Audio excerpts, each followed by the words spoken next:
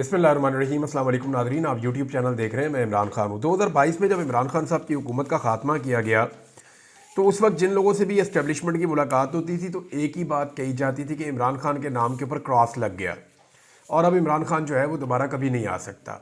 यानी जिसके नाम के ऊपर एस्टेब्लिशमेंट क्रॉस लगा देती है वो दोबारा पाकिस्तान की सियासत के अंदर उसके दरवाजे बंद हो जाते हैं, वो दोबारा इक़्तिदार में नहीं आ सकता। हमने तो यही सुना और यही किताबों में पढ़ा और यही होता रहा इस मुल्क के अंदर।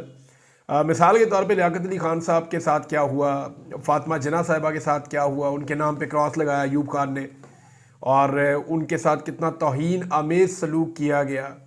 जो अखबारात में उस दौर में छपा उसकी कुछ कटिंग जो मिलती हैं आज वो अखबारात जो है वो बड़े करवा के छापने चाहिए और आवाम को पढ़ाने चाहिए कि देखें फातिमा जिन्ना के साथ इन्होंने क्या किया था, जो मादरे मिल्लत का खिताब जिनको दिया गया।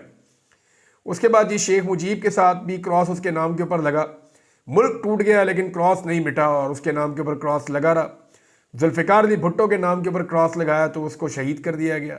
बेनज़ीर भुट्टो के नाम के ऊपर क्रॉस लगा, बेनज़ीर भुट्टो को 2 मरतबा उसकी हुकूमत ख़त्म की गई, उसके बाद बेनज़ीर भुट्टो को जो है वो शहीद कर दिया गया। नवाज शरीफ के नाम के ऊपर क्रॉस लगा, नवाज शरीफ को पाकिस्तान के बाहर से वापस बुलाकर निशान इबरत बनाया गया और नवाज शरीफ की बेटी को बेशक वज़ीर आला बनाया है, नवाज शरीफ के भाई को भी वज़ीर आज़म बनाया, लेकिन बेहतरीन किस्म की बूट पॉलिश के बावजूद नवाज शरीफ साहब खुद दोबारा इक़्तिदार में नहीं आ सके।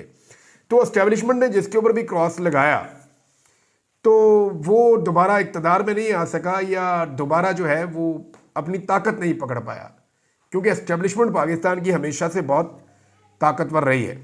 लेकिन पूरा का पूरा निज़ाम हैरान है कि जिस चीज़ में हमेशा इन्हें कामयाबी होती थी, पहली मरतबा क्रॉस का निशान जो है वो काम नहीं कर रहा।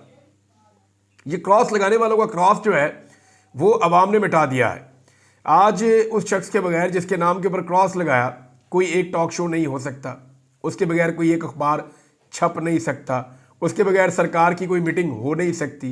एस्टेब्लिशमेंट जो है वो दिन रात सिर्फ उसी आदमी की सियासत को नाकाम बनाने के लिए काम करती है।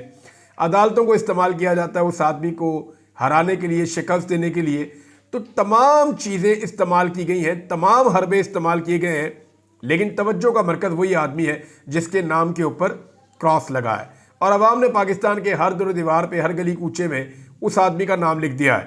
तारीख में पहली मरतबा ऐसा हो रहा है कि ये क्रॉस जो है वो किसी डील से नहीं मिटाया जा रहा, बल्कि ये अवामी सपोर्ट और अवामी ताकत से मिटने जा रहा है। पाकिस्तान जो है और पाकिस्तानी जो है वो जीत की तरफ बढ़ते हुए नज़र आ रहे हैं गुज़िश्ता चंद सालों से। हो सकता है कि इसमें ताख़ीर हो जाए, बहुत टाइम लग जाए, लेकिन अल्टीमेटली इस लड़ाई के अंदर जो है, यानी मैं आपको सिंप्लीफाई करूं, ये है कि आज नहीं तो आज से 10 साल बाद, नहीं तो 20 साल बाद, नहीं तो 30 साल बाद बिल आखिर एस्टेब्लिशमेंट को ये लड़ाई हारनी पड़ेगी। अब ये इस लड़ाई को लंबा कितना कर सकते हैं ये एक सवाल है, लेकिन इस लड़ाई में जीतने का उनका इम्कान सिफर है। वो ये लड़ाई जीत नहीं सकते क्योंकि लोगों में वक्त के साथ साथ शऊर बढ़ता जाएगा, एजुकेशन बढ़ती जाएगी, शऊर बढ़ता जाएगा, लोग मामलात को समझते जाएंगे, लोग समझदार होते जाएंगे। सोशल मीडिया का आज का दौर है, कल इंफॉर्मेशन का फ्लो इससे भी ज़्यादा तेज़ हो जाएगा। हमारे बच्चों के दौर में और तेज़ इंफॉर्मेशन होगी तो लोग बेवकूफ़ बनेंगे नहीं। लिहाजा इसके अंदर शिकस्त के अलावा दूसरा रास्ता कोई नहीं है। हाँ, ये हो सकता है कि शिकस्त में थोड़ी ताख़ीर हो जाए।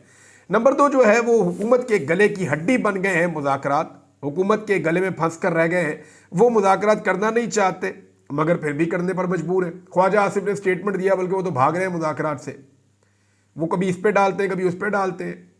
अपोजिशन जो है वो कहती है जी हुकूमत मुज़ाकरात नहीं करना चाह रही, हुकूमत कहती है अपोजिशन नहीं करना चाह रही, लेकिन हुकूमत की बात बन ही नहीं रही। हुकूमत मुज़ाकरात नहीं करना चाहती, उन्हें मजबूरन करने पड़ते हैं। हुकूमत मुलाकात जब करवाना चाहती है तब होती नहीं है, जब नहीं करवाना चाहती तब इमरान खान की मुलाकात हो जाती है।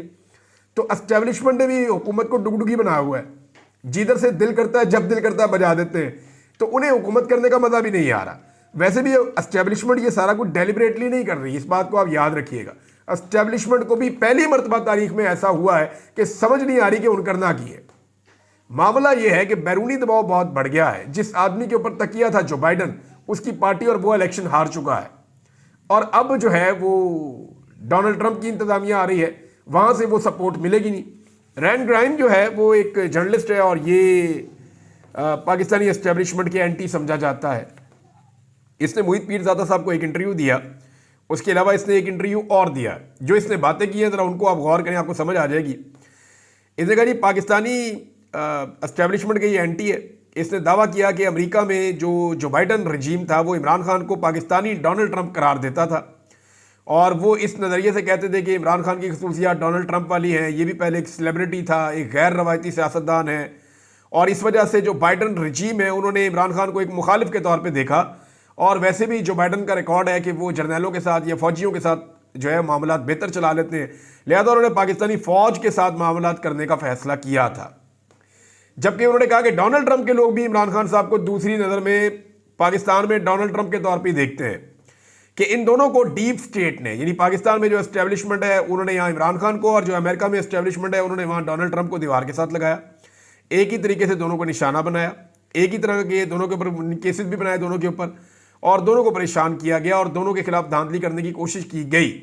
वहाँ पे अमेरिका में जरा निज़ाम जदीद है, वो सुपर पावर है, वहाँ पे उन्होंने अपना मैंडेट ले लिया डोनाल्ड ट्रंप ने, लेकिन पाकिस्तान में इमरान खान नहीं ले पाए।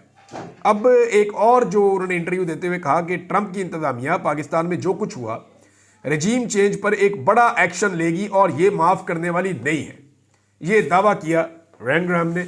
अब इसके अलावा एक खबर और, कौमी असम्बली के अंदर इजलास हुआ, वहाँ पे ऊ के नारे लग गए। शहबाज शरीफ ने अच्छा आइडिया दिया नया, अब जहाँ जाते हैं वहाँ पे इनको ऊ सुननी पड़ती है, जिस जगह जाते हैं वहाँ पे इनको ऊ सुननी पड़ती है, और बल्कि जहाँ पे ये जाते हैं वहाँ पे अब स्पेशल इंस्ट्रक्शन दी जाती है, अगर किसी ने ऊ की ना तो उसको फिर हम छोड़ेंगे नहीं। स्पेशली बच्चों को, जो ये मरियम नवाज जाती है ना कॉलेज वालेज में इधर उधर, वहाँ पे बच्चों को बहुत धमकाया जाता है तालीमी इदारों में। तो अपोजिशन ने वहाँ पे सवाल भी पूछा कि गोली क्यों चलाई, जिसका इस वक्त हुकूमत के पास जवाब कोई नहीं है। लेकिन जैसे ही राय साहब ने यह सवाल पूछा कि गोली क्यों चलाई, साथ ही पाकिस्तान टेलीविज़न ने वो जो लाइव सेशन चल रहा था कौमी असम्बली का उसको कट कर दिया, उसको दिखाना बंद कर दिया। इतना खौफ है इस सवाल से इन्हें। लेकिन एक चीज़ आपको माननी पड़ेगी, वो ये कि पाकिस्तान तहरीक-ए-इंसाफ 26 नवंबर के कत्लेआम के मामले को उजागर करने में नाकाम रही है। यानी जिस तरह 9 मई के अंदर पाकिस्तान तहरीक-ए-इंसाफ के ही बंदे कत्ल हुए थे, इमरान खान साहब को ही गिरफ्तार किया गया था, और इमरान खान साहब के बकौल वो एक फॉल्स फ्लैग ऑपरेशन था। लेकिन जिस तरह 9 मई के दिन को इमरान खान के खिलाफ इस पार्टी को तबाह बर्बाद करने के लिए इस्तेमाल किया गया, अब पाकिस्तान तहरीक-ए-इंसाफ की जो क़यादत है वो उसका 10% भी नहीं कर पाई। 26 नवंबर को लेकर सोशल मीडिया पे लोगों ने आवाज़ उठाई, ओवरसीज़ पाकिस्तानियों ने आवाज़ उठाई। इस्लामाबाद के जो सहाफ़ी हैं उन्होंने अपनी जान पर खेल कर हक़ाइक़ सामने लेकर आए। कई सहाफ़ी जो है उनको जबरी तौर पर लापता किया गया, उन्हें पर्चे उनके ऊपर दिए गए, उन्हें जो है वो धमकियां दी गई, उनके घरों पर छापे मारे गए, लेकिन इसके बावजूद वो डटे रहे, वो अभी तक डटे हुए। लेकिन पाकिस्तान तहरीक-ए-इंसाफ ने इस कत्लेआम के मामले पे हुकूमत की निस्बत बड़ी कमज़ोर हिकमत अमली रखी। आप सबको ये मानना पड़ेगा कि हुकूमत ने बड़ी कामयाबी से काफ़ी हद तक जो है वो 26 नवंबर के मामला को पसे पुश्त डाला है। यानी ये मामला उतना उजागर नहीं है जितना होना चाहिए था, जितनी इस पर बात होनी चाहिए थी उतनी इस पर बात नहीं हुई। अभी तक देखें FIR भी दर्ज नहीं हुई, CCTV फुटेज का क्या बना कोई पता नहीं है भी। अगर चीज़ें नहीं हो रही तो आपके पास अगले फोरम है, आप उससे अगले फोरम पे जा सकते हैं, उससे अगले फोरम पे आप जा सकते हैं, आप इंफॉर्मेशन कमीशन में जा सकते हैं, आप डायरेक्ट हाई कोर्ट में जा सकते हैं। लेकिन पाकिस्तान तहरीक-ए-इंसाफ की इस तरफ कोई तवज्जो है नहीं, और हुकूमत जो है उनके लिए एक बड़ी अच्छी खबर ये है कि उन्होंने कुछ हद तक इसको डाउन कर लिया है 26 नवंबर को जो कत्लेआम हुआ इस्लामाबाद में। अब सोराब बरकत साहब ने रावलपिंडी इस्लामाबाद में अवाम के साथ बातचीत की है, लाहौर से सर्वे मैंने आपको दिखाया था। तो उन्होंने जो बातचीत की है वहाँ पे भी अवाम के कोई जज्बात मुख्तलिफ नहीं है। इमरान खान को लेकर, मौजूदा सूरत को लेकर, मौजूदा हुकूमत को लेकर लोगों की जो राय है वो ज़्यादा मुख्तलिफ नहीं है। पाकिस्तान में आप कहीं पे भी जाएं, आप कैमरा और माइक निकालेंगे, अब लोग इस हुकूमत से तंग हैं, और लोग हुकूमत को नहीं, लोग जानते हैं कि एक्चुअली इस सारे मामले में पीछे बैठे हुए जो दस्ताने पहने हुए हाथ हैं वो किनके हैं, और वो कौन लोग हैं जिन्होंने पाकिस्तान को इस नहज तक पहुंचा दिया है सिर्फ अपने ज़ाती मफादात के लिए। तो जो लोग बात कर रहे थे उनको सुनने के बाद तो ये लगता है कि जैसे लोग ज़्यादा बड़ी तादाद में इमरान खान के साथ खड़े हुए हैं।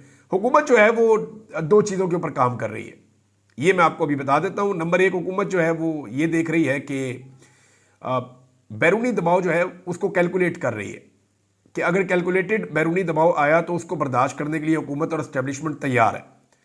मगर पाकिस्तान में अगर इमरान खान के हाथों उन्हें दबाव का सामना करना पड़ा उनके बाहर आने के बाद, तो इमरान खान साहब उस साम्राज्य को तबाह कर देंगे जो 70 साल से यहाँ पे इस मुल्क के ऊपर अजारादारी करके बैठा हुआ है।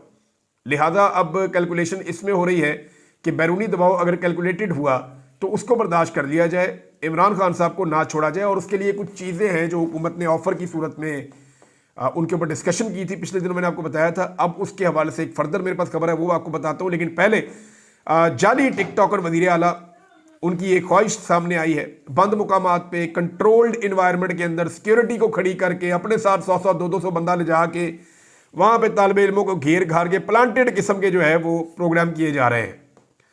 और वहाँ पे जाली मकबूलियत का, एक तो हुकूमत ही जाली है ना, इन्हें तो वोट ही नहीं पड़े तो अपनी सीट हार गई। जब इनके पास सीटें ही पूरी नहीं है, इनकी हुकूमत ही जाली है, तो फिर इन्होंने काम क्या करना है? और पब्लिक के अंदर जाके तासुर दे रहे हैं कि जैसे हमारी मकबूलियत बहुत बढ़ गई है। हालांकि ये जाली मकबूलियत का पोल खुल जाएगा, कोई भी इलेक्शन हो गया इनको लग पता जाएगा। एक तो ये हुकूमत जाली है, इक्तदार के ऊपर इनका हक कोई नहीं है।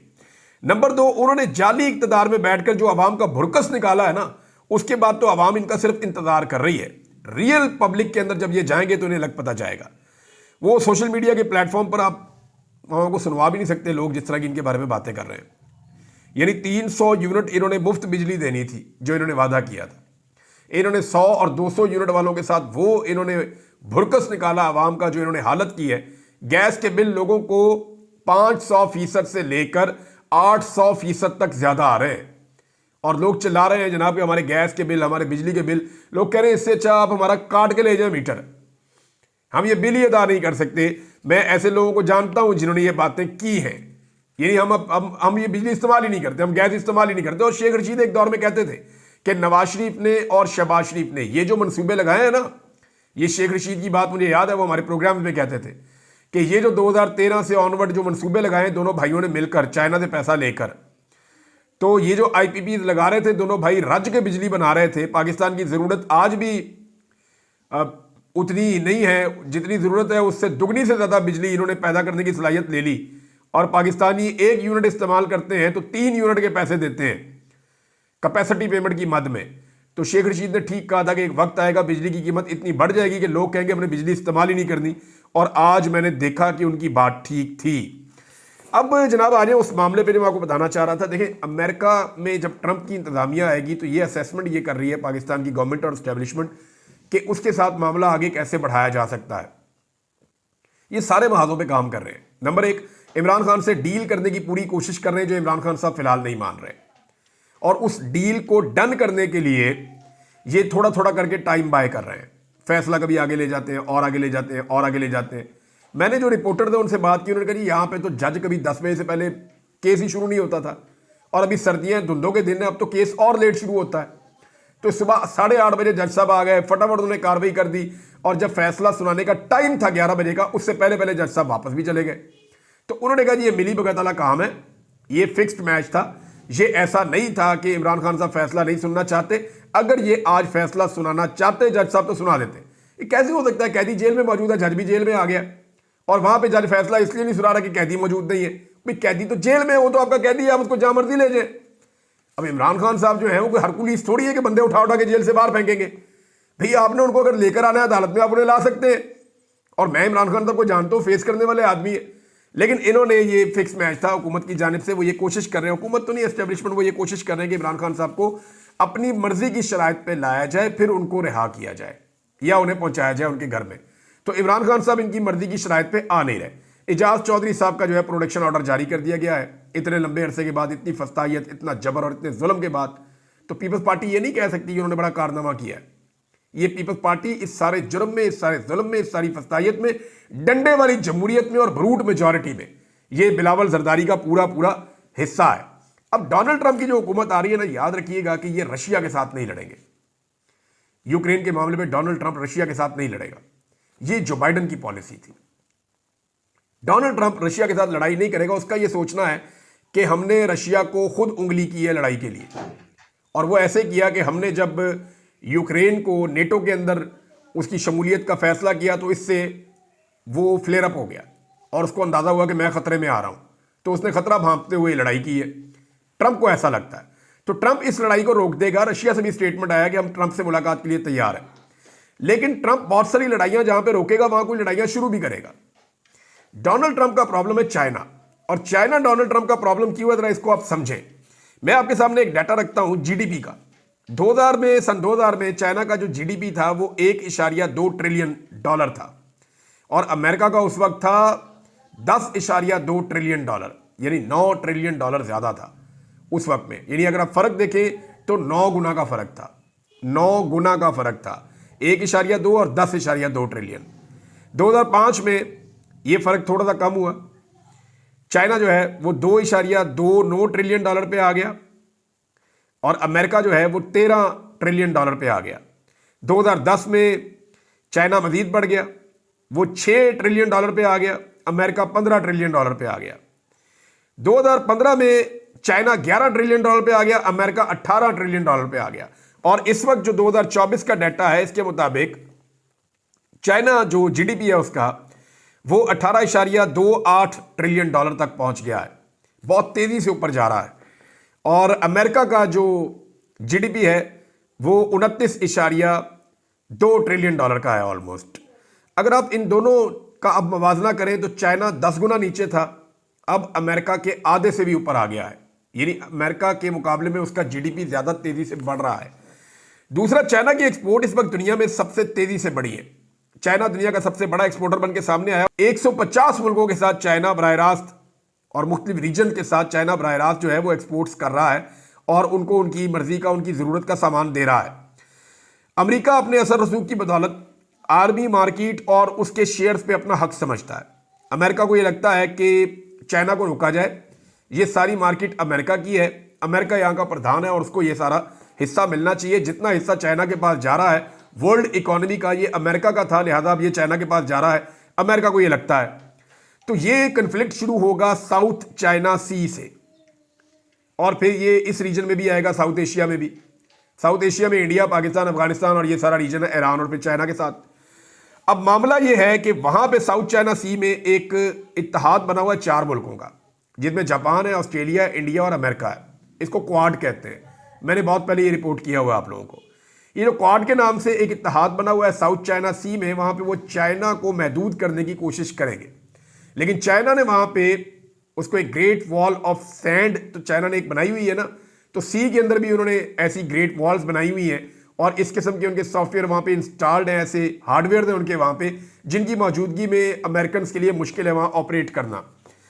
अब ये जो बड़ी बड़ी ताकतें हैं ना, चाइना, अमेरिका, इनकी नज़रें दुनिया के मुख्तलिफ समुद्री रस्तों पे, जितनी अहम बंदरगाहें उनके ऊपर हैं। और अब इकोनॉमिक वॉर का टाइम शुरू होने वाला है इन दोनों मुल्कों के बीच में। ये इकोनॉमी की एक लड़ाई लड़ेंगे आने वाले वक्त में। अमेरिका जो है वो चीन के मुकाबले में भारत को और ताइवान को तगड़ा करेगा और पाकिस्तान जो है उसको ये कहा जाएगा कि वो चाइना के मामलात के अंदर अमेरिकन पॉलिसी को टो करे। अब पाकिस्तान के मामलात बहुत अजीब है। पाकिस्तान ने बेशुमार पैसा पकड़ा हुआ है चाइना से और पाकिस्तान ने बेशुमार ही पैसा पकड़ा हुआ है आईएमएफ से, वर्ल्ड बैंक से, जो अमेरिका की आशीर्वाद से मिलता है। तो पाकिस्तान ने दोनों के पैसे देने हैं। पाकिस्तान बन गया बीच में सैंडविच। यहां पाकिस्तान को एक समझदार क़यादत चाहिए। मौजूदा जो हुकूमत है वो इसके अंदर ये कैलकुलेशन कर रही है कि हम अमेरिका को कहेंगे जी ठीक है, आप हमारे मामलात के अंदर छेड़छाड़ ना करें, हम आपको चाइना के अंदर सहूलतकारी कर देंगे, चाइना के साथ मामलात को डाउन कर देंगे, आपकी बातें मान लेंगे। लेकिन इससे नुकसान होगा। इस वक्त पाकिस्तान में एक ऐसी क़यादत की ज़रूरत है जो दुनिया के साथ बैठ के डील कर सके, बात कर सके और अपने मफादात को सामने रख सके और बड़ी समझदारी के साथ इस खित्ते के हालात के तनाजुर में अपने सर्वाइवल के लिए और अपने लोगों को गुर्बत से निकालने के लिए काम कर सके। मौजूदा क़यादत में इतना विजन ही नहीं है। इनको तो कटोरा पकड़ाएं और पैसे लेने भेज दें। पब्लिक ने इनको वोट भी नहीं डाले। इनके पास ना विजन है, ना इनको समझ है, ना ये लाइक है। इन्हें यह भी नहीं पता कि वेस्ट के साथ कैसे डील करना है और ईस्ट के साथ कैसे डील करना है। इस सूरत हाल में एक पॉपुलर लीडर चाहिए जिसके पीछे अवामी सपोर्ट हो। तो अगर एस्टेब्लिशमेंट ने या हुकूमत ने इसको खेलने की कोशिश की कि हम कुछ करके चाइना और अमेरिका की रिफ्ट के बीच में कोई ऐसा गेम करेंगे कि इमरान खान को काबू करके रखेंगे, तो याद रखिएगा पाकिस्तान को ये डैमेज कर देंगे। इन्हें इस वक्त इमरान खान की ज़रूरत पड़ेगी और इमरान खान के बगैर ये इन मामलात को हल नहीं कर पाएंगे क्योंकि इनमें किसी में लीडरशिप क्वालिटी है नहीं। एक आदमी था जो इन चीज़ों के अंदर कोई रोल प्ले कर सकता था, मैं ये मान लेता हूँ नवाज शरीफ था, लेकिन नवाज शरीफ ने अपनी जो हालत कर दी है, पब्लिक का सपोर्ट नहीं है उनके साथ और पब्लिक के सपोर्ट के बगैर आने वाले वक्त के मुश्किल फैसले कोई भी लीडर कर नहीं सकता। तो नवाज शरीफ साहब का तो डंग ही निकल गया और वो उन्होंने खुद निकाला। उनकी बेटी ने और उनके भाई ने जिस तरीके से बूट पॉलिश की और फिर मियाँ साहब से भी करवाई तो उसका नतीजा तो यही निकलना था। अब तक के लिए इतना ही, अपना ख्याल रखिएगा, अपने चैनल का भी। अल्लाह हाफ़िज़।